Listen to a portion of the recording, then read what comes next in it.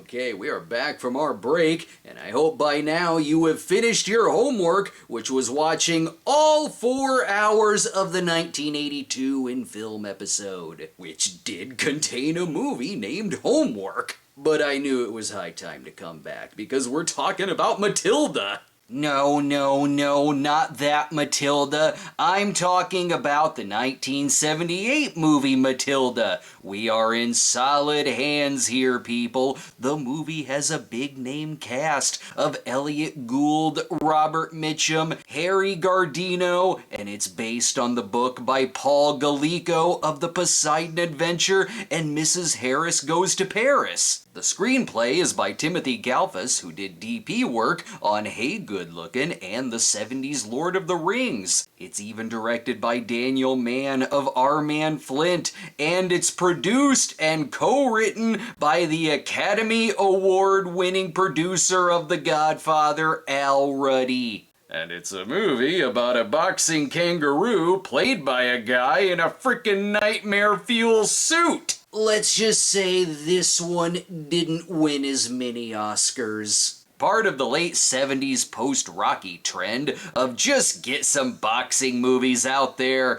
Any boxing movie, like Title Shot, The Main Event, The Champ, because as the poster says, America loves a winner. Must be why the movie bombed. Obviously, the combination of animals and fighting was more successful in Every Which Way But Loose. They knew how to sell the flick. And you'll love Matilda. He even has Debbie and Pat Boone singing out. Matilda, what a knockout! What, Pat Boone? It was him in the kangaroo costume dancing his ass off, wasn't it? But who do we have to thank for being able to watch this movie comfortably at home?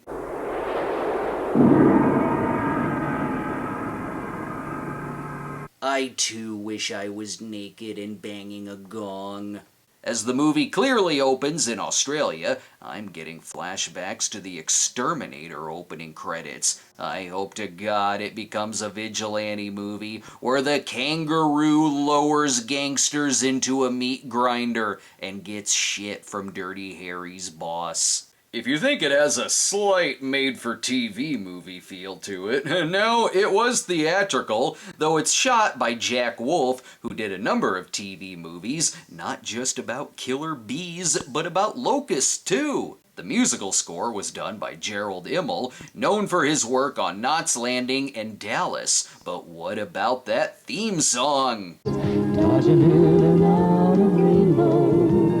They promised me Pat and Debbie Boone, and that's what I got! 4 stars! I see someone is getting his bicycle riding in before the bridge is immediately taken over by Fulci's zombies. Sweet, we made it to the kangaroo boxing store. I need one, please. We're making a movie here. Don't make it weird. Come in. Now the movie's talking to me directly? I said don't make it weird! I should have known the movie would be told to me by a strange man who lures me into a dark building. Wait a minute, Clive Revell? Damn you, Emperor, and your endless evil! He's telling us about the greatest fight he's ever seen. You don't need to be in a bar. I would have just assumed this man is drunk. He gets emotional, too, like a monologue about the sad state of boxers after they retire. People think that ex-fighters like me end up owning pubs like this. Most of us end up not being able to pay for our own drinks.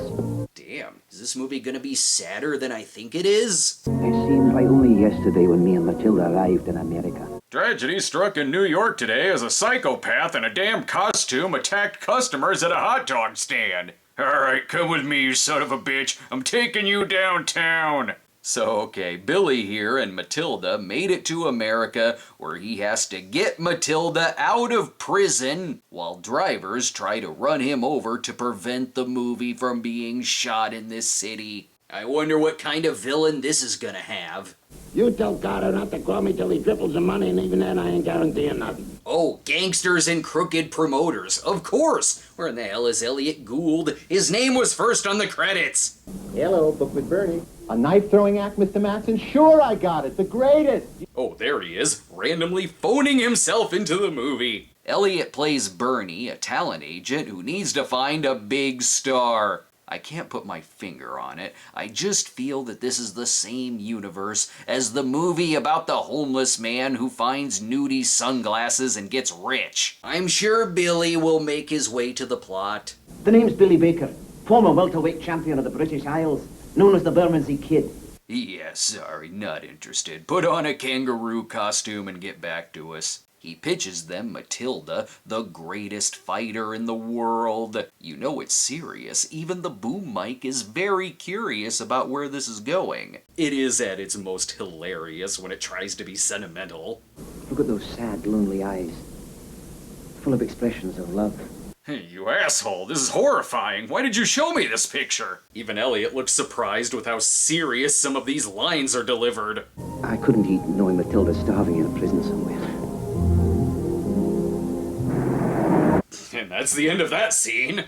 Let's get Matilda out of the pound, the perfect place to rescue the kangaroo and meet your love interest. Who wouldn't be interested in this group of characters? I'm very sorry, but I cannot allow this. I can't believe this woman. I said I will not permit this. From the producer of The Godfather.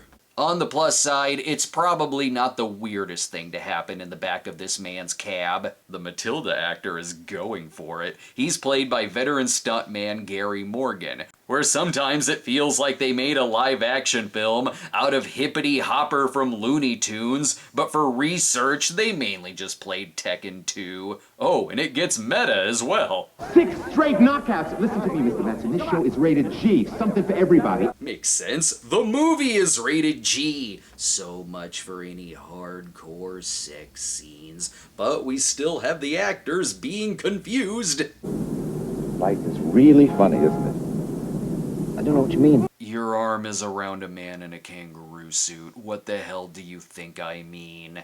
They even bring the cab driver in on their big plan. You just wait here, Matilda. I have the feeling you'll embarrass the hell out of me. He has to meet with his financier / bang buddy, Tanya. Surely she'll be in on this plan. That's Roberta Collins. She was Matilda the Hun in Death Race 2000. Then it's off to see Commissioner Wild Bill, played by Roy Clark, where we gotta do something silly for the riveting scene of getting a license. Put them in cowboy outfits for whatever reason. Just sum it up as there ain't no rule that says Matilda can't be a professional boxer. And when we come back, there will be montages.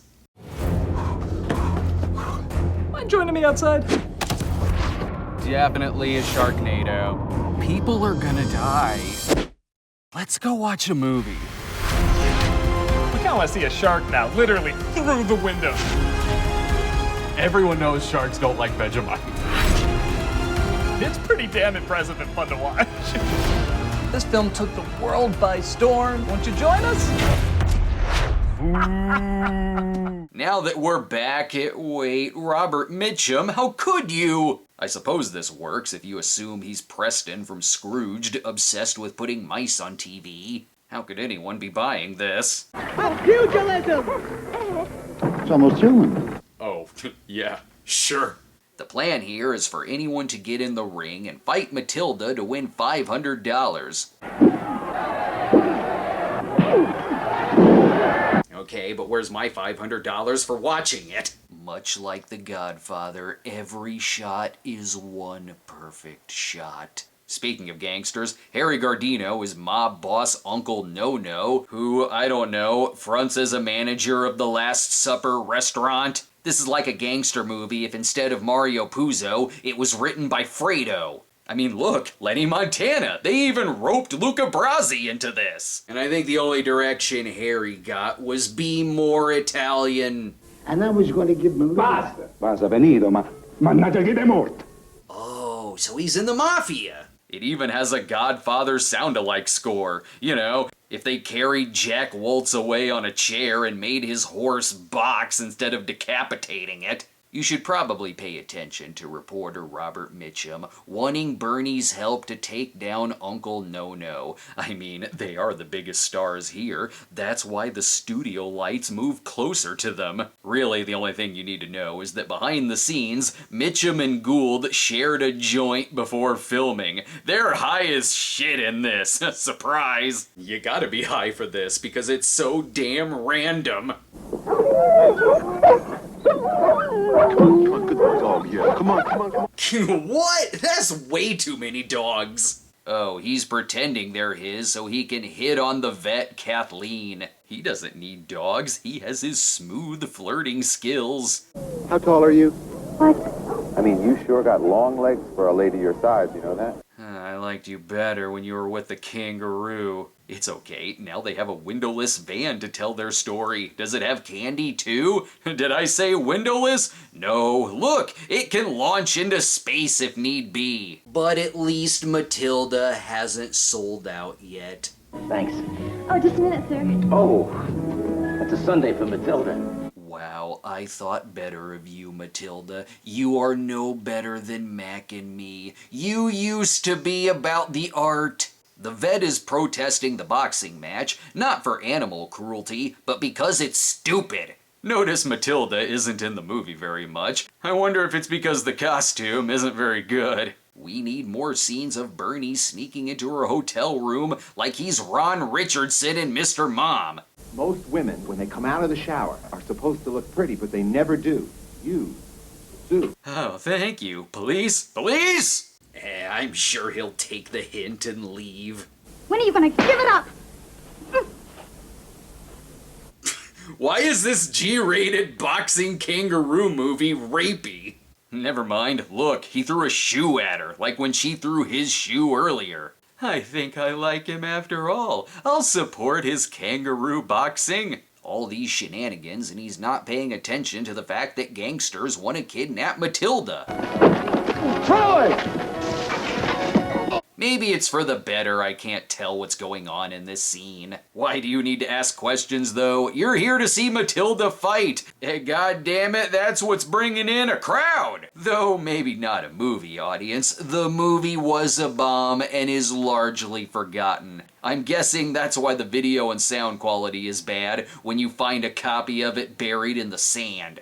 Ooh, we need a montage, though. No, not of the fighting, just the van driving. That's easier to shoot than the Matilda costume. Here Matilda has to fight the notorious boxer Cyclone Roberts because He-Man Johnson passed on the deal. Elliott Gould is still kinda great in this. Sure, he's on not give a fuck mode, but it's the kind that makes his line delivery extra sincere.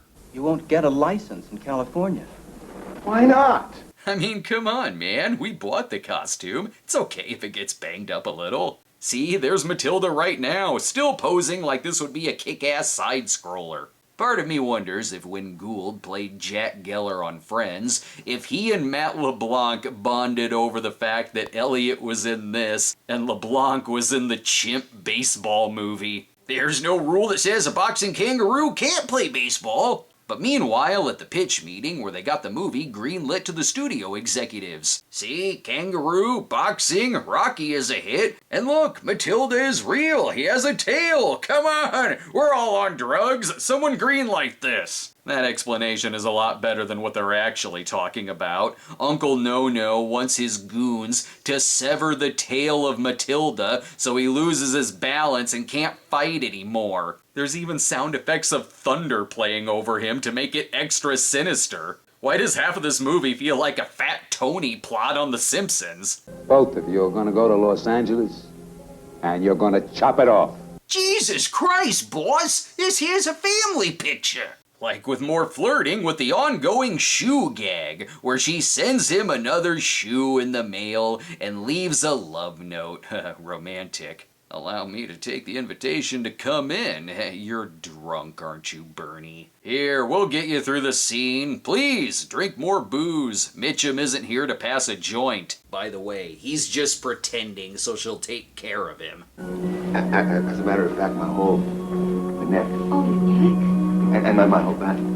The Kangaroo is the far superior love interest. At least that date wouldn't end with this line. Bernie, I think you've had enough. You can sleep on the couch, but that's it. Oh, thank God, we're back to the goons wanting to chop the tail off. Far less awkward. Now for the twist, I'm genuinely surprised it took the movie this long for there to be cartoon sound effects.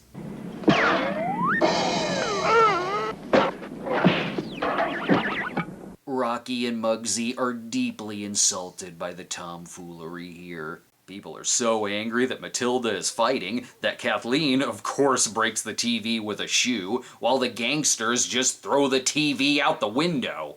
Wait, I can just destroy my TV? I've been shutting it off for years like a putz! But finally, we have the montage we've been waiting for. And no, I'm not gonna play the music from Rocky. This deserves the theme from the Italian Stallion instead.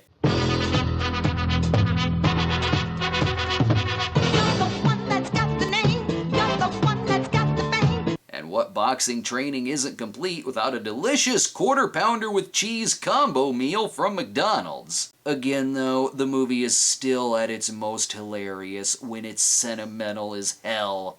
Who made you? And why? Why?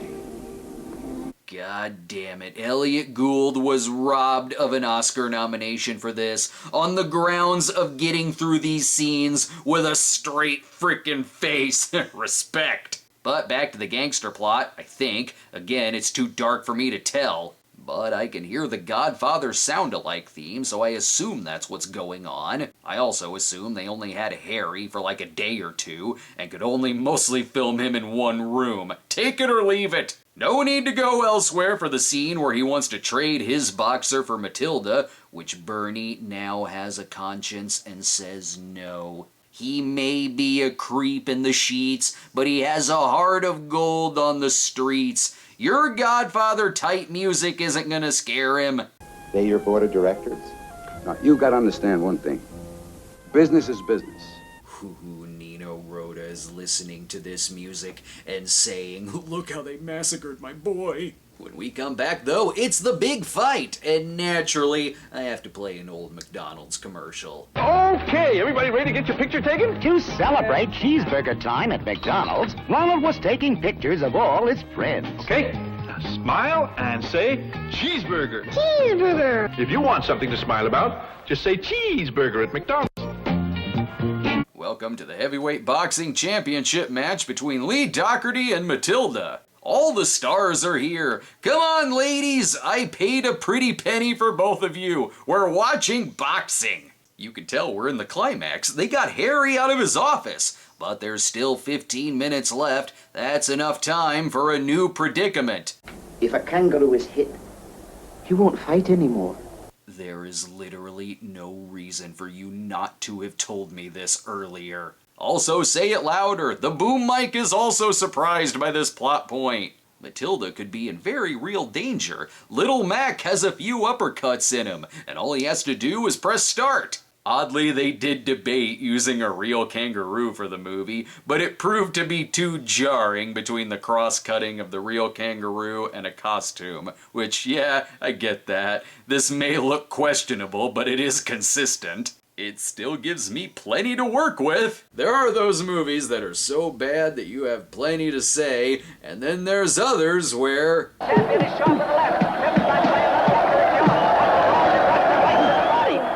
nothing I say will be better than the actual footage of the movie itself. Somewhere there's an alternate universe where this is the natural progression of the Rocky movies after Rocky IV. Rocky Down Under was an instant hit at the box office. As silly as the costume looks, it's not like it's cheap necessarily. They do get the ears to move. It does blink, for better or worse. That can make it a little terrifying sometimes, but it is never not entertaining when Matilda just punches a guy. Yet somehow this is still less of a silly climax than Ricky won. But if you think Matilda is gonna win this, must I remind you of Rocky again? That is, if Rocky finally got hit once, had an "oh shit, how could you" look on his face, then the towel is thrown in and Apollo Creed wins. Boo. Boo! Kangaroo! He'll win in the sequel. There is no sequel. It's still fairly predictable that Matilda was gonna lose, because the gangsters put $1 million on the Kangaroo winning.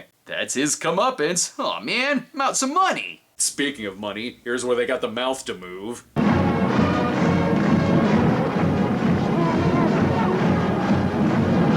And that's what ended the Cold War. So did you like my story, boys and girls? No, I didn't. I've been sitting here for 2 hours waiting for a goddamn refill. He's not done, though. He sums up what happens to the other characters by using his wall of still shots from the movie. Tanya took over for Willie Scott at Club Obi-Wan. The cab driver is still not Avery Shriver for the last time. Matilda replaced Valerie Harper on Valerie, which was then renamed the Paul Hogan Family. And Bernie and Kathleen have several children. I mean, it is weeks later. Also, there's a baby kangaroo. It's okay, this one's real. Are we gonna sequel bait?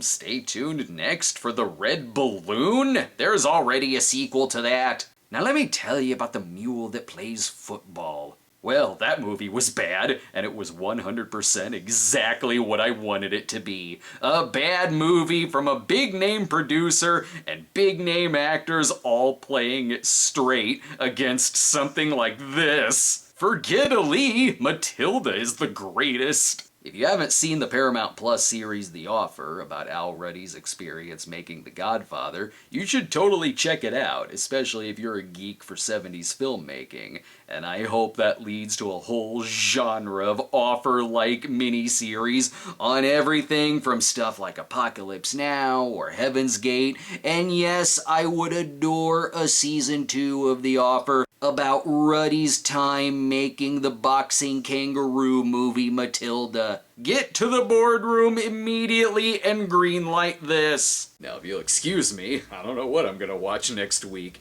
It'll be very hard to top this movie. Matilda may have lost the championship, but won the game of filmmaking.